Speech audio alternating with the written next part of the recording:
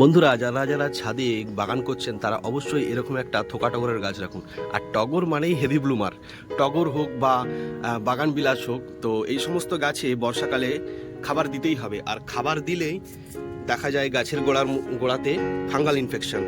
শুকনো খাবার দিলে গাছের গোড়ায় দেখা যায় ফাঙ্গাল ইনফেকশন। তো সেই ইনফেকশন থেকে কিভাবে বাঁচবেন আর কি কি খাবার দেবেন, তো প্রথমেই দেখিয়ে দিই।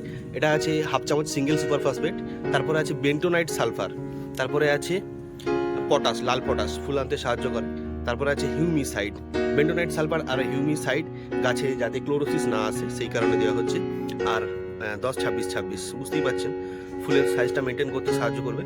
আর এটা আছে ভ্যাম অনেকেই দেয় না, এটাও হিউমিসাইডেরই একটা উৎস। আর নিয়েছি খোল জল অনেকেই দিতে পারছেন না, তো তরল সার দেওয়া যায় না, যার জন্য আমি খোলের সাথে দেখাচ্ছি। অনেকেই কি করে ভার্মি কম্পোস্ট দেয়, তো আমি খোল দিয়ে দেখাচ্ছি। তো এইগুলোকে আগে মিক্স করে নিতে হবে, তার জন্য এই ডালাগুলোকে ভেঙে নেবেন, অবশ্যই ভেঙে নেবেন। আমি একটা দিয়ে ভেঙে নিচ্ছি, দেখতে পাচ্ছেন একটা ইটের টুকরো ছোট। আর এই হিউমিসাইডের ডালাগুলোকেও ভেঙে নেবেন। আর পারলে অবশ্যই লিকুইড হিউমিসাইড ইউজ করবেন। এই দানা হিউমিসাইডের মধ্যে অনেক ভেজাল থাকে, সমস্তগুলোকে একটুখানি গুঁড়ো করে নেব। আর এই বেন্টোনাইট সালফারটাকেও ভালো করে গুঁড়ো করে নেওয়ার চেষ্টা করবেন। বেন্টোনাইট সালফার খুব শক্ত। আর পারলে অবশ্যই এর সাথে ম্যাগনেসিয়াম সালফেট বা ইপসম সল্ট একটু মিশিয়ে নেবেন। তো বেশি কথা বাড়াচ্ছি না, তাড়াতাড়ি এটাকে মিক্স করে নিয়ে গাছের গোড়ায় দিয়ে দেবো।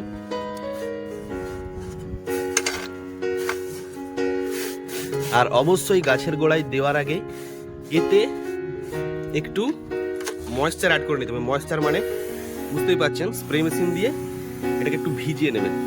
তাহলে কি হবে, তাহলে যে ফাঙ্গাল ইনফেকশনটা দেখা যায়, ডাইরেক্ট শুকনো খাবার দিলে গাছের গোড়ায় সাদা তুলোর মতো ছাতা পড়ে যায়, ফাঙ্গাল ইনফেকশনটা দেখা দেয়, সেই ফাঙ্গাল ইনফেকশনটা আর দেখা দেবে না। এটাকে ভালো করে মেখে নেবেন। ডালা হয়ে গেলে এর সাথে একটু ভার্মি কম্পোস্ট মিশিয়ে নেবেন। আমি শুধু খোল দিয়ে দেখাচ্ছি, যেহেতু খোল জল বর্ষাকালে দেওয়া যাবে না, কেননা গাছের গোড়া সবসময় ভেজা, তো বেশি ময়েশ্চার অ্যাড করবো না, তাড়াতাড়ি দিয়ে দিই। আর আপনারা পারলে এর সাথে জৈব ফাঙ্গিসাইড ট্রাইকোডার্মা ভিরিডি হাফ চামচ মিশিয়ে দেবেন, যেটা গাছকে নিমাটোড নামক ব্যাকটেরিয়ার হাত থেকে রক্ষা করে। আর দেওয়ার আগে বা দেওয়ার পরে চাইলে আগেও করতে পারে, এরকম করে একটু মাটিটাকে খুঁচিয়ে নেবে, বা এর সাথে একটু মাটিও মিশিয়ে দেওয়া যেতে পারে। পারলে একটু মাটি মিশিয়ে দেবেন। আর দেখতে পাচ্ছেন ফিডার রুটগুলো অনেকটাই উপরে উঠে এসেছে, তো বেশি খোঁচাখুচি করব না। এইভাবে চাইলে রেখে দিতে পারেন যদি টবের গোড়ায় খুব বেশি জল কাদা থাকে, আর চাইলে অল্প করে জল দিতেই পারে। তো আমি ওই স্প্রেয়ারটা দিয়েই অল্প করে জল দিয়ে দিচ্ছি, কেননা বর্ষাকালে অতিরিক্ত জল টবের গোড়ায় আছে, জল না দিলেও চলবে।